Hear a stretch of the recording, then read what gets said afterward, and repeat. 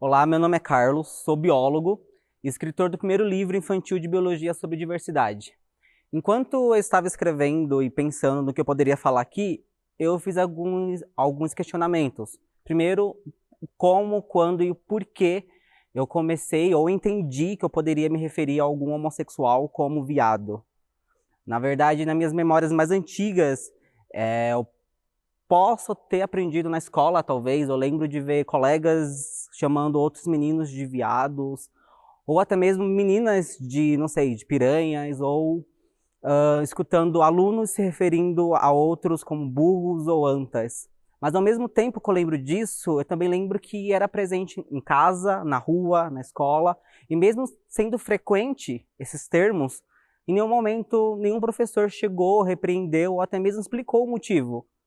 Qual que são os argumentos biológicos que assemelham um viado a alguém que é homossexual? Um dos termos mais presentes, sem dúvidas, é o burro, e é algo que vem desde a infância até a vida adulta. Mas, na verdade, os burros são animais mega inteligentes, são sempre associados, assim como as antas, à falta de inteligência. Mas, na verdade, não existe nenhum argumento ou explicação biológica para isso. Existem diversos estudos científicos comprovando a inteligência dos burros, inclusive um que eu gosto bastante, que eles colocaram um burro com 7 cavalos durante dias e perceberam que no final os cavalos estavam seguindo e imitando o burro, mostrando que os burros são muito mais inteligentes que os cavalos. Essa fama veio porque em algum momento eles se recusam a fazer algo, a fazer determinada ação, mas não pela ausência de inteligência, mas sim pela presença, simplesmente eles não querem. Já a anta tem um papel ecológico muito forte. É o nosso maior mamífero terrestre, importantíssimo para os nativos aqui do Brasil, inclusive antigamente a Via Láctea era conhecido como o Caminho das Antas. Esses animais abriam espaços na vegetação para os nativos andarem, pegarem comida, que anos depois viraram rodovias. Esses animais plantam milhares de árvores por mês e mesmo assim são associados à falta de inteligência. Já o veado é um termo que eu me questionei bastante durante e depois da minha graduação. Os estudos sobre comportamento homossexual em animais rolam desde a década de 90. O primeiro livro científico lançado foi em 1999. Nesse livro, o autor, o biólogo, listou 1.500 espécies de animais com comportamento homossexual e comprovou cientificamente esse comportamento. Mas o engraçado é que o veado não estava nessa primeira lista. Porém, desde a década de 90, esse termo é utilizado para falar sobre alguém homossexual. Então eu acredito que isso esteja ligado não a algo biológico, sim a algo social. Porque o animal é delicado, tem trejeitos que a sociedade interpreta como feminino. O engraçado é que nessa lista o leão está presente.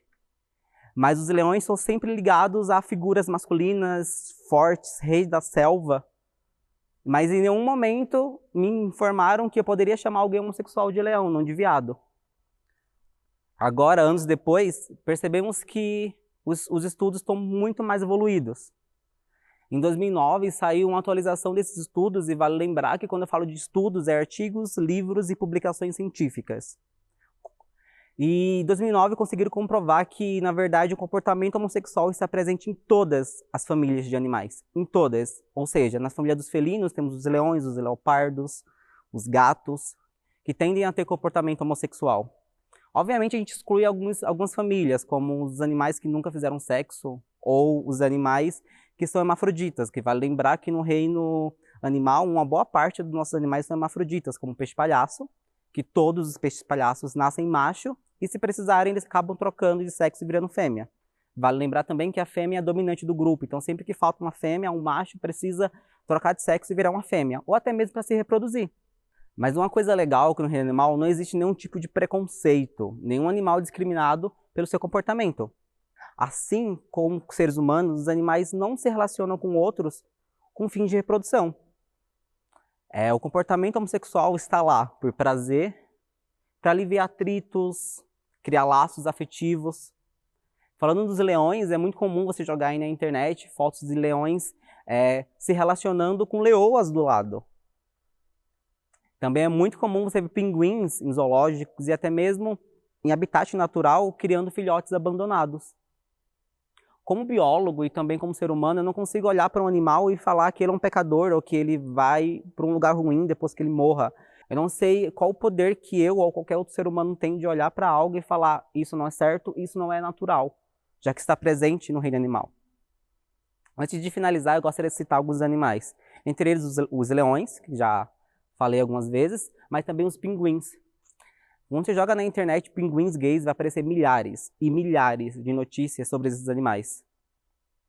Em zoológicos, em aquários, e um dos mais famosos é o Stephen e o Magic, do aquário de Sydney, na Austrália. Os dois estão juntos há muito tempo. Isso é legal porque geralmente alguns pinguins trocam de fêmea a cada temporada. Mas essa ação não é vista em uma relação homossexual. Os pinguins costumam criar laços afetivos e ficarem juntos até o final da vida, mesmo em casais heterossexuais, em toda temporada eles trocam de fêmea.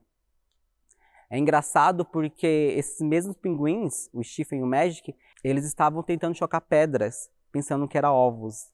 E ao mesmo tempo eles tentavam roubar ovos de outros casais que não estavam tão preocupados em chocá-los. No mesmo ano, em 2018, uma fêmea acabou abandonando o ovo e um dos funcionários do aquário acabou doando esse ovo para o casal, que foi o primeiro ovo deles, e eles conseguiram chocar a Lara. Anos depois, a Lara também deu à luz a outro filhote e assim levou o gene desses pinguins para outros descendentes.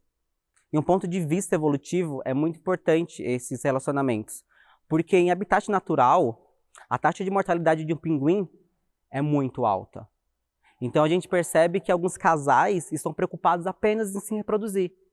Então eles acabam abandonando os filhotes que provavelmente poderia ser morto por uma orca. E casais homossexuais que estão dispostos a adotar esses pinguins acabam salvando a vida deles e assim liberando mais genes para a espécie, que esses genes serão passados para outras gerações.